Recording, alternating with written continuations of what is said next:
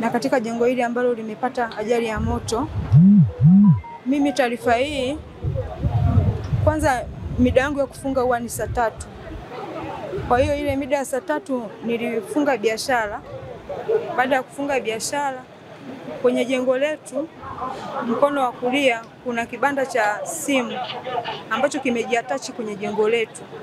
Kwa hiyo kile kibanda, mwenye kibanda alikuwa anachomelea.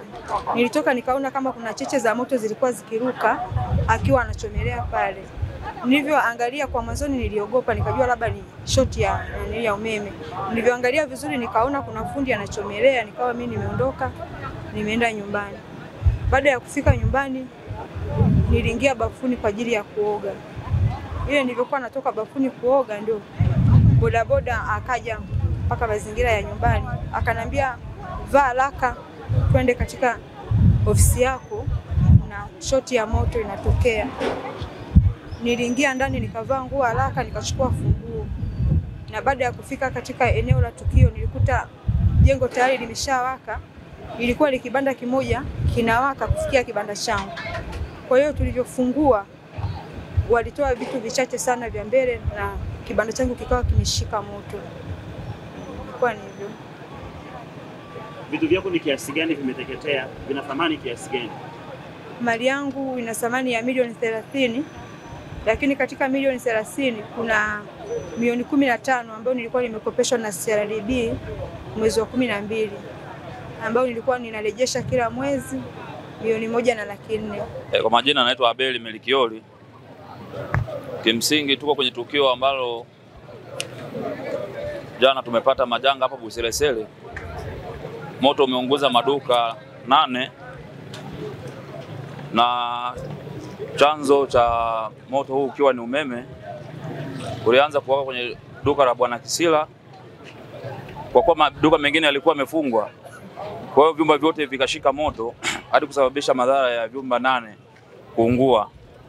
Mali nyingi zimeteketea, lakini pia mali nyingi zimeondoshwa na watu waliokuwa wakisaidia. Wengine waliokuwa ni vibaka wameiba mali nyingi sana. Lakini tushukuru serikali imetusaidia katika hali ya kudhibiti vibaka, na zimamoto wamekuja kutusaidia, ikiwemo magari ya airport na GGM. Imekuja gari ya zimamoto na baadhi ya wadau kama magari ya Kinamudi yamekuja kutusaidia namna ya kuzima moto. Kiufupi kama saa 8 hivi moto kidogo ulikuwa umepungua, lakini tunamshukuru Mungu kwamba watu wako salama. Hakuna watu waliopata majeruhi makubwa sana. Nafikiri asanteni sana. Ni wewe mali kiasi gani zimeteketea? Zilikuwa na thamani kiasi gani kwenye duka lako? Katika tathmini ya mali ni takriban kama milioni 25 zimeteketea, kwa sababu kuna madumu ya mafuta, kulikuwa kuna vocha za gharama kubwa sana ambazo zimeteketea kwenye mali kwenye duka hilo. Lakini pia mali nyingi kwa sababu ni duka la bidhaa mchanganyiko. Kwa hiyo ndo madhara tuliyopata hayo.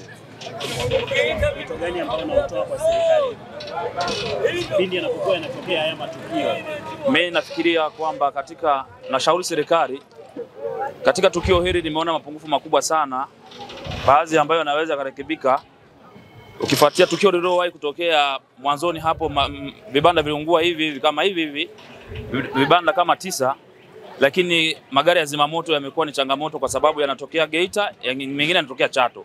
Kwa hiyo na moto umeanza muda wa saa 3, lakini zimamoto imekuja kufika saa 5 kuelekea saa 6, ambapo kuanzia chumba cha kwanza mpaka kufika chumba cha 8 watu walikuwa wanafanya jitihada zao za kuzima, iliyopelekea wengine hadi kuumia. Hivyo nilikuwa nashauri serikali kama kuna uwezekano iwekwe bajeti, kuwepo na gari la zimamoto hapa, kwa sababu hii ni mara ya pili na tayari tulisha kuzungumza. Kwa hiyo kama italetwa gari la zimamoto hapa linaweza kuokoa, kwani jana kama ingekuwepo zimamoto ina maana kile kibanda cha pili kilivyoshikwa kile cha electronic kisingeweza kuungua kuendeleza na vibanda vingine. Tukio hili limeanza jana majira ya saa 3 kama na nusu hivi. Ndio tukio lilianza kubainika. Inawezekana siwezi kujua limeanza muda gani, lakini limeanza kubainika muda saa 3 kama na nusu. Nilipigiwa taarifa na baadhi ya waliokuwa kwenye tukio hapo, nikaja, lakini kwa bahati mbaya maeneo mengi ya wafanyabiashara kwa washafunga. Sasa moto ulikuwa na waka kwa ndani kule, lakini baada ya kufuatilia kwamba kuna bwana mmoja alikuwa anafanya uchomeleaji wa mageti. Sasa nafikiri hisia za watu kwamba inawezekana ule uchomeleaji uliosababisha shoti ambao ilipelekea ndani mle kaanza kuwaka moto na tayari duka lilikuwa lishafungwa pale. Basi kilichofanyika pale, tulipiga simu zimamoto. Ukweli walichelewa kidogo, lakini juhudi za wananchi ziliendelea. Lakini kwa sababu vyumba vingi vilikuwa vimefungwa, kwa hiyo na bidhaa zilikuwa ni za aina mbalimbali, ziliweza kusafisha moto kwa kasi sana mpaka kufikia tu vyumba kama 10 hivi. Sasa hivi frame kama 10 zimeungua na store zake kule nyuma. Yani makadirio ya hasara siwezi kujua ni kiasi gani, lakini ukweli ulivyo hasara iliyotokeza ni kubwa. Ni kubwa, lakini niombe tu labda kwa serikali sasa, kwa maeneo yetu haya, public ya watu ilivyo, wafanyabiashara walivyo na ukubwa wa biashara zilizopo, kuna haja ya kuwa na kituo cha zimamoto kwenye maeneo yetu.